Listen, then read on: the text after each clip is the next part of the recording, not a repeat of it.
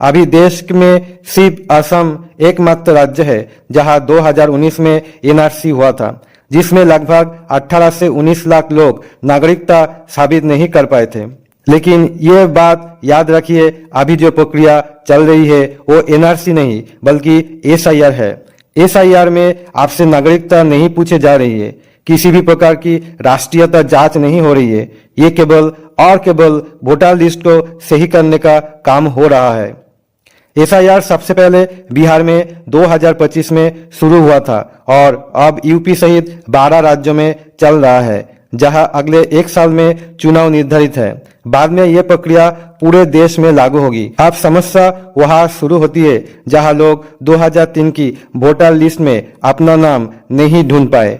कई लोग माता पिता या दादा दादी का नाम नहीं मिला या फॉर्म भरने समय लिस्ट उपलब्ध नहीं थी। कुछ लोग लिस्ट में नाम ढूंढ ही नहीं पाए। कई लोगों की पुराने एपीआईसी नंबर, नाम और एड्रेस अब बदल चुके हैं। 2003 में कुछ और था, 2025 में कुछ और है। ऐसे में सुधार जरूरी है।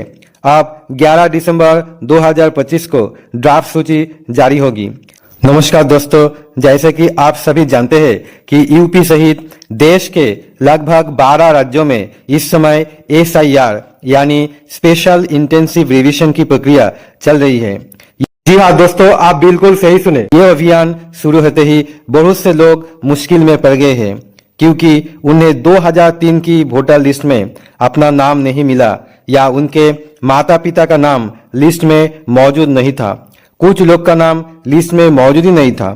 कुछ लोग ऐसे भी है जिन्हें पता ही नहीं चला उनके घर गणना प्रपत्र आया था और उनसे गलती से फॉर्म भरने में चूक हो गई।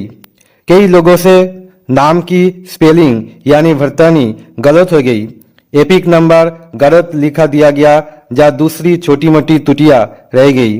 अब लोगों को चिंता यह है कि कौन कौन से दस्तावेज अब भी तैयार रखे जाए, ताकि जब 11 दिसंबर 2025 को ड्राफ्ट लिस्ट जारी हो और अगर बीपीएलओ कोई दस्तावेज मांगे तो वो तुरंत दिखाकर अपना नाम वोटर लिस्ट में जुड़वा सके।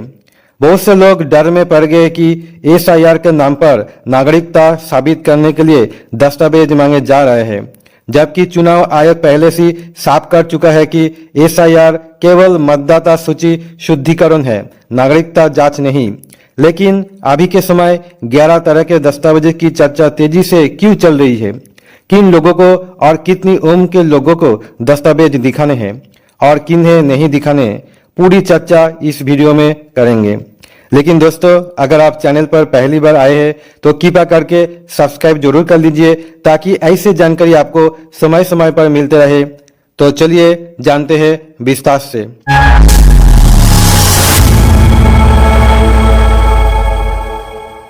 दोस्तों, सबसे पहले समझ लीजिए कि आखिर एसआईआर क्या होता है। तो एसआईआर का पूरा नाम स्पेशल इंटेंसिव रिवीजन, जिसका मतलब है मतदाता सूची का पुनरीक्षण, यानी पुरानी वोटर लिस्ट की जांच, गलतियों को सुधारना और नए पुराने डाटा के मिलाकर उसे सही करना। 2003 में जब एसआईआर हुआ था तब लिस्ट को ठीक किया गया था, लेकिन उसके बाद नए वोटर बने। कई फर्जी वोट जुड़ बहुत से लोगों की मृत्यु हो गई, लेकिन ना उनके नाम अभी भी सूची में मौजूद है। कुछ लोग को 2-2 वोटर कार्ड बन गए हैं। कोई लोग दूसरे शहर शिफ्ट हो गए, लेकिन पता अपडेट नहीं हुआ। कुछ महिला शादी के बाद अपना सरनेम बदल चुकी है। कई लोगों के नाम की स्पेलिंग यानी भरतानी बदलती है। ये सब सुधार अभी एसआईआर में किए जाते हैं। आप जो लोग देख रहे हैं कि 11 तरह के दस्तावेज मांग रहे हैं, तो इसका कारण समझना जरूरी है। नागरिकता का प्रमाण मांगने का अधिकार मंत्रालय के पास होता है और ये काम आमतौर पर एनआरसी के दौरान किया जाता है। अभी देश में सिर्फ असम एकमात्र राज्य है जहां 2019 में एनआरसी हुआ था, जिसमें लगभग 18 से 19 लाख लोग नागरिकता साबित नहीं कर पाए थे। लेकिन ये बात याद रखिए, अभी जो प्रक्रिया चल रही है वो एनआरसी नहीं बल्कि एसआईआर है। एसआईआर में आपसे नागरिकता नहीं पूछे जा रही है, किसी भी प्रकार की राष्ट्रीयता जांच नहीं हो रही है। ये केवल वोटर लिस्ट को सही करने का काम हो रहा है। एसआईआर सबसे पहले बिहार में 2025 में शुरू हुआ था और अब यूपी सहित 12 राज्यों में चल रहा है, जहां अगले एक साल में चुनाव निर्धारित है। बाद में यह प्रक्रिया पूरे देश में लागू होगी। अब समस्या वहां शुरू होती है जहां लोग 2003 की वोटर लिस्ट में अपना नाम नहीं ढूंढ पाए। कई लोग माता पिता या दादा दादी का नाम नहीं मिला या फॉर्म भरने समय लिस्ट उपलब्ध नहीं थी। कुछ लोग लिस्ट में नाम ढूंढ ही नहीं पाए। कई लोगों की पुराने एपीआईसी नंबर, नाम और एड्रेस अब बदल चुके हैं। 2003 में कुछ और था, 2025 में कुछ और है। ऐसे में सुधार जरूरी है। अब 11 दिसंबर 2025 को ड्राफ्ट सूची जारी होगी। पहले 4 दिसंबर 2025 की तारीख थी जिसे बढ़ा दिया गया है। तब पता चलेगा किसका फॉर्म सही है और किसका गलत भर गया।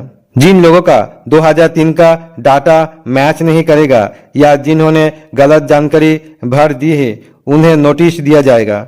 बीपीओ लोग घर आएंगे, नोटिस देंगे और आपसे सही जानकारी मांगी जाएगी। लेकिन घबराइए मत, बीपीओ लोग आपका मार्गदर्शन करेंगे और वो फॉर्म भरवाने में भी मदद करेंगे। अब मुख्य बात यह है कि जब नोटिस आएगा तो 11 प्रकार का दस्तावेज की लिस्ट में से केवल एक दस्तावेज दिखाना होगा। लेकिन ये केवल उन लोगों पर लागू होता है कि जिनकी उम्र 40 वर्ष से उससे अधिक है, क्योंकि अगर आपकी उम्र 40 प्लस है तो इसका मतलब आपका जन्म 1987 से पहले हुआ है और जिनका जन्म 1987 से पहले हुआ है वो अपनी उम्र साबित करने के लिए सिर्फ एक दस्तावेज दिखाकर काम चला सकते हैं। चाहे आपकी उम्र 40 हो, 41 हो, 55 हो, 60 हो या उससे ऊपर, सिर्फ एक वैध दस्तावेज काफी होगा। इसलिए अभी से उचित यही रहेगा कि आप अपने जरूरी दस्तावेज पहले से खोज कर रख ले या जरूरत है तो नए बना ले, ताकि जब ड्राफ्ट लिस्ट आए और बीपीओ लोग घर पर आए तो आप बिना किसी समस्या के अपना दस्तावेज तुरंत दिखा सकें। आप चलिए दोस्तों बात करते हैं उन दस्तावेज की जिन्हें इस प्रक्रिया मान्य माना जाएगा और जिन्हें आपका समय रहते तैयार रखना चाहिए।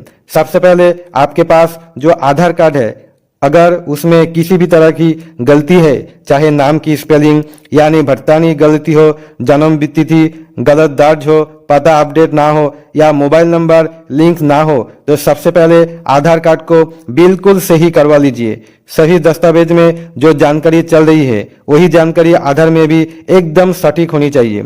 लेकिन याद रहे, केवल आधार कार्ड काफी नहीं है, आधार के साथ आपको एक और दस्तावेज दिखाना पड़ेगा। अब वो कौन कौन से हो सकता है?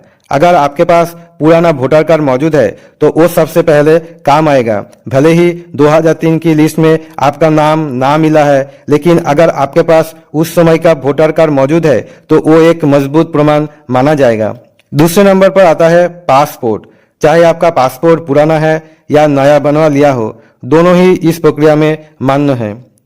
तीसरी कैटेगरी में आते हैं भूमि संबंधी कागजात, जैसे आपकी जमीन का रजिस्ट्रेशन, सरकारी पट्टा, मकान आवेदन का दस्तावेज या कोई अन्य प्रॉपर्टी रिकॉर्ड। ये सभी ये साबित करते हैं कि आप उस समय उस क्षेत्र में निवास करते थे। अगर आपके पास पुराना राशन कार्ड मौजूद है तो वो भी आपके लिए बहुत सहायक रहेगा। पुराने राशन कार्ड में आपका नाम और पता दर्ज होता है जो ये दिखाता है कि आप उस समय वहां रहते थे। इसके अलावा यदि आपके पास उस समय के किसी बैंक खाते की पुरानी पासबुक, स्टेटमेंट या एफडी का रिकॉर्ड रहा हुआ तो वो भी आपके काम आ सकता है। पोस्ट ऑफिस की पुराने पासबुक भी प्रमाण रूप में मान्य है। यदि आपके पास जाति प्रमाण पत्र या निवास प्रमाण पत्र है, वो भी यह उपयोगी साबित हो सकता है। इसके अलावा अगर किसी ने सरकारी नौकरी की है या कर रहा है तो उस समय की वेतन पर्ची, नियुक्ति पत्र या कोई आधिकारिक दस्तावेज भी आपकी पहचान सिद्ध करने में मदद कर सकता है। पेंशन पाने वालों के लिए बैंक से निकाली गई पेंशन स्लिप भी एक वैध दस्तावेज है। अब हर किसी के पास ये सभी दस्तावेज नहीं होते, लेकिन अच्छी बात यह है कि कोई ऐसे प्रमाण है जिन्हें आप चाहो तो अभी बनवा सकते हो। पासपोर्ट हर नागरिक बनवा सकते हैं और ये काफी मजबूत दस्तावेज माना जाता है।